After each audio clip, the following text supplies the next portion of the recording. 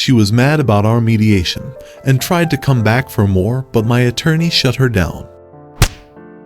Hello everyone, welcome back to my channel Ara Zone Stories. Today we have a story where this husband divorced her unfaithful wife, but a new saga started when his ex-father-in-law showed up. Let's see how this story ended. Tomorrow is my mediation day, and I'm a little numb and restless. I have been married to my wife for 19 years and together 25 years. We met in high school. I found out in October, the day before our 19th anniversary, she had at least an emotional affair. But I also believe she also had a physical affair, but she would not admit it with the current guy. She said they only caressed. Yeah, right. She told me she loved him. He is married with 2 kids, and then she said I love you, but I am not in love with you. But on the same day she admitted to a physical affair with a different man 12 years ago. The basics to the story is she pretended to try and work it out, and eventually asked for a divorce. It's so much more messier than this, and I may tell the whole story someday. I just don't have the energy tonight. She moved out in January, and my girls have lived with her at her parents' house, and my son lives with me. I see my girls often and try to talk to them every day. My son has become so much closer to me. I love them all so much, and I hate that this has happened to them as well. Maybe I'm looking for encouraging words and wisdom. I have prayed a lot about this, and then again maybe not enough. I know she has at least told her family lies about me, but they also know some of the truth. It's weird to be a part of a family, and then all of a sudden you are a stranger. Here is something I wrote to her last night, but I won't send it, because I know it would mean nothing to her. The devil's work is almost done. I'm mad that all 3 of our kids are in therapy. I'm mad that you are the other woman.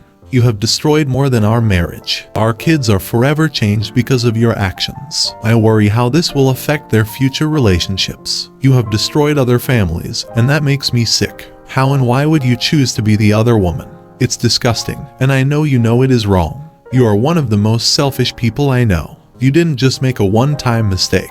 You choose to do this over and over, and ever after being confronted you choose evil. That relationship is from the devil. This could hurt your soul. You will never be able to be in a relationship where you are not an adulteress. As far as I know, you are still with your affair partner. You both have started a relationship built on a lie. One of you will cheat on the other, and if not, I'm sure it will be miserable if you have a conscience. I know for a fact that he has already questioned what he has done and tried to go back to his wife. But I say to you that everyone who divorces his wife, except on the ground of physical immorality, makes her commit adultery, and whoever marries a divorced woman commits adultery. He said to them, because of your hardness of heart Moses allowed you to divorce your wives, but from the beginning it was not so. And I say to you, whoever divorces his wife, except for physical immorality, and marries another, commits adultery. You lied for so long, it is hard to tell what was ever true. Is this who you were along, and I didn't know it, or did you change? I do believe you did me a favor forcing the divorce. You made the statement that maybe you don't deserve me. Maybe that is true, but if you didn't force this, I would have kept trying to love you and save our marriage. How do you not feel remorse or shame or guilt? How do you sleep at night knowing what evil you have done? You said at one point you were praying and talking to God. But if there is no change, is there really any sorrow or repentance? I know that is between you and God, but it is one more thing I don't understand. How do you sit in church and not feel guilt or shame? How did you sit with me and our family and not feel shame and guilt? You are not too far gone. You can still be saved. I don't mean we can have a relationship, especially now, but you can repent and return to God. I believe that would mean putting away that selfish person you have become. I have said in the past you are a good mother. I believe I lied to you. The good mother would not have done this to her family. You are a selfish person who just loves herself. Maybe you care about the children, but because of how it makes you look to the world. I know how much you care about your image. As for me, I have tried hating you, but it does no good. I really could have come after you. I mean your career, you always cared about that more, but I decided that time will take care of everything. I don't need to hurt you because you are broken. I'm sure there has to be a lot of pain to do the things you have done. In some ways I pity you. I'm saying my last goodbyes and releasing you.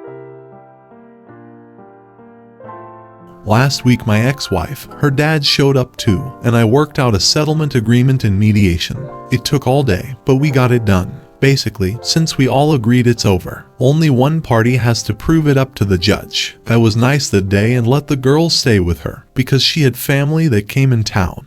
We switched days, trying to extend the olive branch. I believe she has messaged me every day since then for some reason. I ignored most of it because it wasn't about the kids. Thursday night, my mom took a fall and broke her hip and leg. My poor mom is a saint too. She has dedicated her life to her family, and especially my older sister who is mentally handicapped. Friday was prove-up day and I have more than the divorce on my mind. It goes quickly with me, and my lawyer is the only ones to attend. Remember, we have already agreed on everything, so this is basic info for the courts to accept what everyone has signed and agreed. I got my girls, because this is my day I get back for last week's exchange date. My ex-wife is messaging me about something, and I replied in a snarky way, "Congratulations on getting the divorce you wanted." She cheated on me. She messaged back and said she hasn't seen any paperwork, so hold off. I told her I went before the judge today, so as of June 11th, 2021 we are divorced. Her messaging stops. I don't know why, because I thought she would be happy, because this is what she wanted. I go to cook dinner with my middle child, and I get a call from my ex-father-in-law asking me to come out and talk to him. We haven't spoken in weeks. I see him at my kids' games, and when I pick up and drop off the kids, but we don't speak. He just stares at me. I just assume he has been lied to, and he is going to believe whatever his daughter tells him.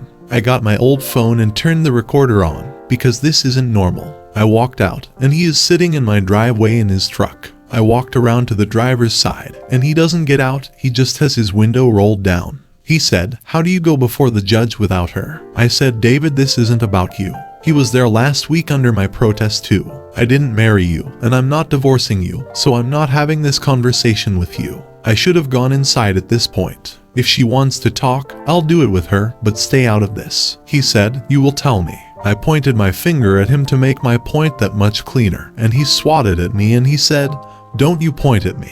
It's my house, and I'll point wherever I want." I know this is a dumb argument. I told him his daughter is an adulterous woman who has been sleeping with a married man. He called me a liar. I said she has slept with more than one married man and destroyed our families. He acted surprised at first and then asked how would I know. I said I've seen the bills and records. Plus, I talked to the cheater's ex-wife. He goes to the point that he doesn't care about the cheating. Says, "I spent all the money. She got thousands of dollars just today, and he would have cheated too if he had to leave with me." He said he knows everything. I said, "I guess not if you don't know about her having affairs with married men. His other 2 daughters have done the same." I asked how it felt raising 3 adulteress, that his enabling is part of the problem. What would his own dad think? His dad was a very righteous man. He got furious. Okay, I was really mad, but maybe I crossed a line. He reaches out and punched me in the arm. I defend myself and hit back. I tell him to stop. I don't want to fight with this old man. He starts yelling about the judge again. I explain the process, and he is still mad, saying their attorney didn't tell them anything. Not my fault. He starts saying I'm crazy, and my son, his grandson, will be just like me. I said he will be a good man, and I hope he doesn't marry an unfaithful woman. He backs out and keeps saying this isn't over. He revs his engine, and I think he is about to run over me. I move near our solid and ground basketball goal. I don't know how much this will stop, but it's all I had, thank goodness. He finally leaves. I call the cops, and they take a report, but I decided not to press charges right now. I have 2 years to act on it. The police went and spoke to my ex and her sister. She is crazy too. She could be her own post. Her dad happened to not be home at the time. The sister actually came to my house while I was talking to the police. I finally came back inside, and my girls are waiting on me. I had to fill them in a little, because I believe one of them saw the police. It was almost 10 p.m., so they decided to go to bed. Kinda sad way to end the day. I gave hugs and told them I love them and I will keep them safe. I'm not sure what this is not over really means, but I guess he, ex-father-in-law, has something planned. Who knows what he is thinking? Hope this craziness made sense. I'll keep hoping things will get better from here. Saturday, I took my middle child to her basketball tournament. My ex messaged saying she was coming to pick up a few personal things from the house. She still had clothes here, so that is what I thought she was taking, and it's my fault for thinking instead of asking.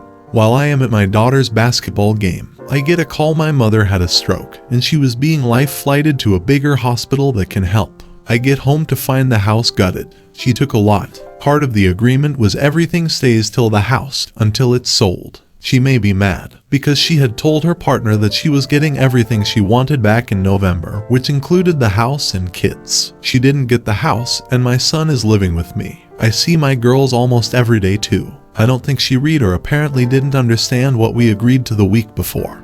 Or maybe like our marriage, she doesn't care. I was so worried about my mom. I didn't care at the moment what was going on with the house and took off to be with her. My mom has been in the intensive care unit until today. She is doing better but has a long way to go. My ex-wife did call on Monday to ask about my mom. Or maybe she was fishing if I'm going after her dad for assault. She tried to explain that her dad was with her when she found out the divorce was final, and she was upset she didn't get to go before the judge too. She said I would do the same for my girls. She also insisted she didn't know why she left, and it wasn't until it was over that he came to my house. She said she fired her attorney because she wanted changes made to our mediation settlement. It says at least 3 times that this agreement is final. The mediator and my attorney told me the same thing.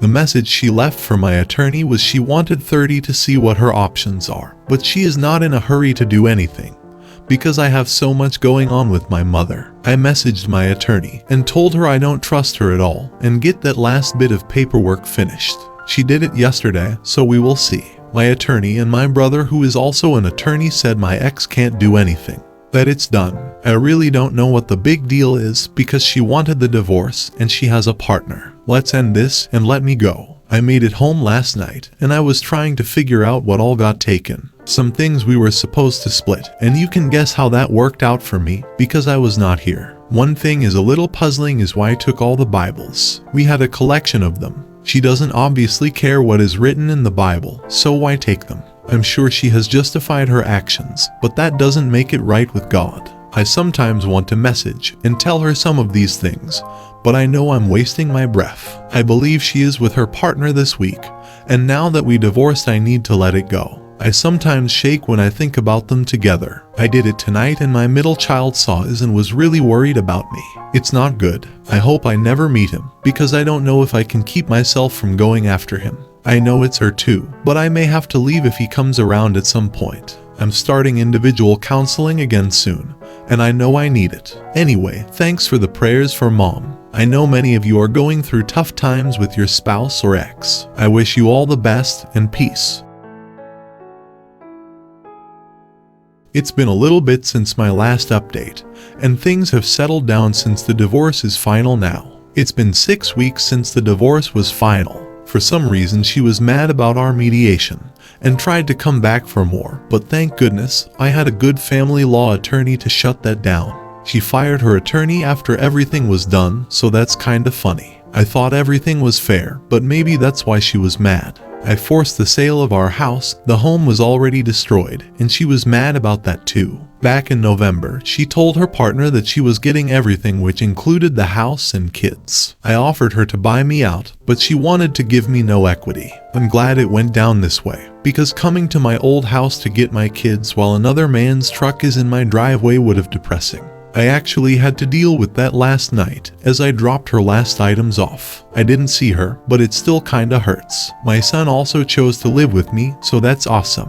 My relationship with him has gotten so much closer. My daughters will be fine, but I worry what lies have been told to them and what they actually believe. I really don't worry too much about that because I have no control over it. I have gone on a few dates, but I realize I'm not ready for that, so I'm going to just keep working on myself. I set a goal last August to run 500 miles, and I have about 50 to go. I have also found a new church home, and that's great. Without God, family, and friends, I'm not sure where I would be. I thank a lot of you in this community too. Coming here has helped a lot with my decision-making process as well. So thank you all for reading and responding. I wish you all the best too. Today is kinda bittersweet. The house sells tomorrow, and I feel like it's the last page of this chapter of my life. After we close on the house this week, I can start focusing on the future. Thanks again to all of you.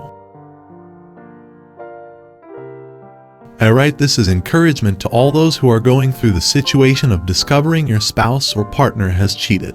Yesterday was 1 year since I discovered that my wife had been cheating on me for over a year, and the confession that it wasn't the first time. Today would have been our 20th anniversary. I actually thought today would hurt, but I've come so far since I discovered the affair. At first I was in disbelief. The why and how could she do this to me? Then why would she do this to our family? As far as I knew, life was good, but she was unhappy.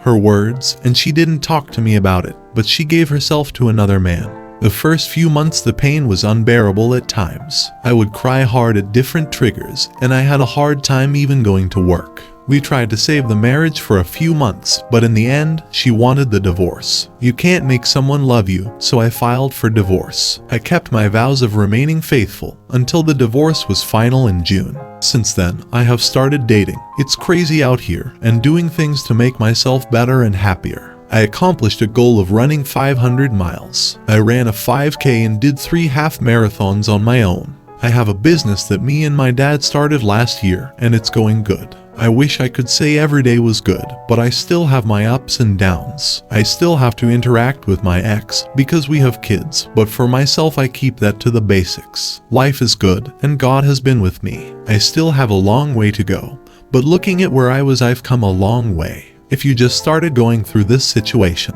seek help in the form of close friends and family. Seek God. Go to therapy and get yourself help. Good books to read to help you understand what just happened. 2 books that really helped me was Chump Ladies, Leave a Cheater and Gain a Life, and Cheating in a Nutshell. Seek advice here too. Many people here helped me through this situation. Be cautious about all of it, and make your own decisions about what you want to do. If you want to reconcile, then try it. If you know it's over, make your plans to move on with your life. Don't give up. I know that it's easy to say now keep going, because you will get through this situation. I don't know you personally, but I understand your pain. Sending you all much love.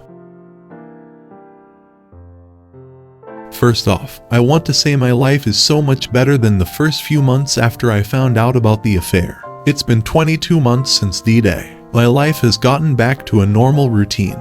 My work has gone back to normal. I was in such a bad place. I wonder why my job was so good to me. I'm dating a wonderful woman, and she is so supportive. We have been together 6 months. Life is good enough for me to put about 25 pounds back on. I've seen a therapist from the beginning. I did have to fire one, but the current one is great. He even asked if I wanted to come back since I made so much progress. He let me know on average it takes about 2 years, his experience, to fully heal. That's what brings me back here today. I don't want my ex back. I don't even see her in the same light. I don't talk to her or message her unless it's about the kids, and it's brief. My son leaves with me, and my youngest will come on the weekends or summer breaks, but there is distance with my middle child. I know she's been lied to, because it's been confirmed by my youngest. My friends and family who have been supportive are in a nice way done hearing these issues out. I mean, I even feel tired of thinking about this sometimes. I know I'm forever changed by what I went through, and the old me is gone. With all that said, there are moments, thank goodness not days anymore, that I still this great sadness. It doesn't last too long, but it's still there, and I hope those times become less and less. I needed someone to rant to, and thanks for listening. Those that are going through it, keep going. It does get better. You get to decide how the rest of your life will work out. I'm not saying it will be easy. Crazy things happen. I have some funny stories from all the drama, but it does get better. If you just started down this path, pick up the books Leave a Cheater, Gain a Life, and Cheating in a Nutshell. Those books and this group helped me. God bless you and your families at this difficult time.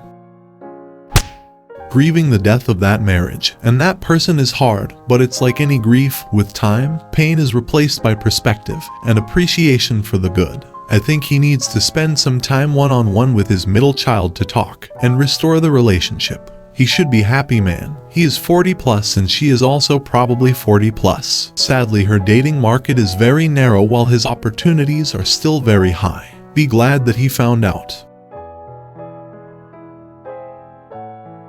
No, time heals no wound. It takes time for a wound to heal. But if you don't take care of the wound, then it will not heal. Good thing is, you seem to do the work that is necessary to heal your wound.